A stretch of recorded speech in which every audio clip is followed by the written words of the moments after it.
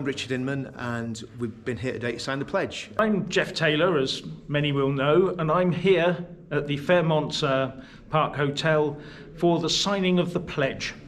Yeah, my name's Paul Thorpe, I'm a YouTuber. I suppose these days I could be classed as a political activist, but really I'd describe myself as a concerned granddad. I'm here today to sign the pledge because I think it is the most important document that I've probably ever signed in my life and ever will sign.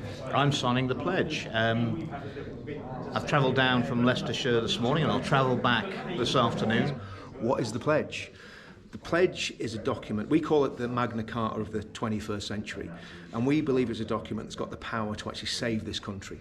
If you look at what it's about bringing people together. It's very much along the lines of what we've been doing with the Uniting the Kingdom events. So about bringing people together from all sorts of backgrounds, but under common principles. And we've been doing a lot of events, Uniting the Kingdom, which is about bringing people together from lots of different backgrounds, but bringing people together under a common cause. And the common cause is very simple. It's people that love the country, realise that the country is not functioning properly, and want to put that right. So that's irrespective of what background you're from, what class you're from. It's people that just love the United Kingdom. Paul Thorpe always said it very well. It's people that have red, white and blue in their hearts. It's basically about our traditions, our history, it's about our culture, it's about our basic Christian culture and how we have to protect all the values that have made this country the great country that it has been for the past 1,000 years. We got to ensure that carries on for the next 1,000 years. I genuinely believe when we look at the polling, we look at work that people like Matt Goodwin are doing on, what people are really worried about in the UK at the minute. But the trouble is that Westminster is now trying to take it back for themselves. They're trying to be the new royals. They're trying to be the new monarchs. The pledge touches on every single one of those. So it's things like unchecked mass immigration, it's attacks on freedom of speech, it's the idea of monocultures. We want to see everybody mixing together, we want to see people integrating. It's the idea of lack of democracy, it's the idea of the people of the country not having a voice. And even when we look at what's happened and we look at some of the great work that Urban Scoop have done on this, the people that are getting put in prison just for what they're saying. We've got a friend of ours who's in prison because he made a film. We've got friends that are in prison because they did social media posts, and we've got people that went to prison and haven't come out of prison because of that.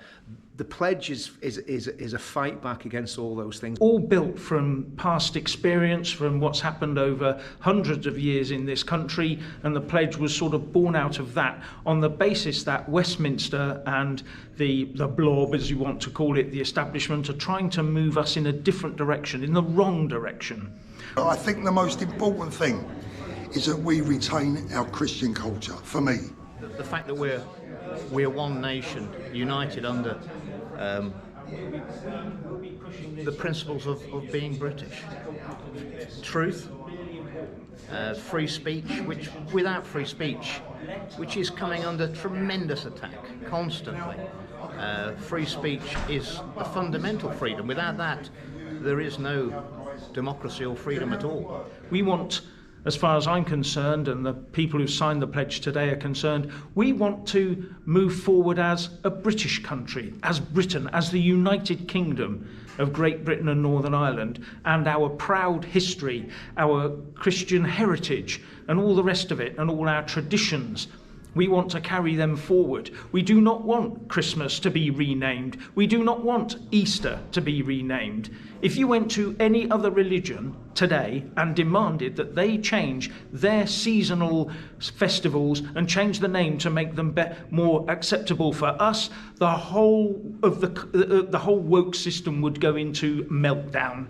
So why are they doing it to the majority? Why have we got to put up with this? And what we're saying is, no, this is a majority document that the majority can sign, and then we can move our country forward. And that's how I see it. So that's what the pledge is about, is putting the essays and the ideas together that a lot of people have thought about for a lot of years, and getting them codified, getting them down, and then activating them and getting them out to the people.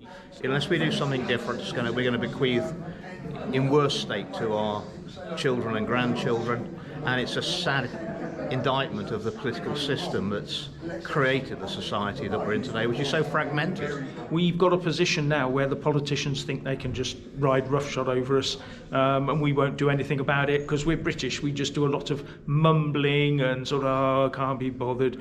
But you have to be bothered. Otherwise, you're just going to have more and more of what this Labour government is handing out. So yeah, the pledge is there. It is the Magna Carta of the 21st century.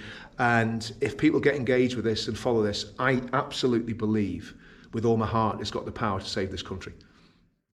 Some of the key figures in the movement as you've never seen them before, painted by me, Jake Fern, with half of my brain concentrating on making a painting and half my brain concentrating on having a conversation. Do I succeed at either or both? You be the judge. Tune in on Tuesday the 17th of December for the first instalment of Resistance GB's 1,000 Words with David Icke. Oh, there you go. Oh, that's far better than I thought.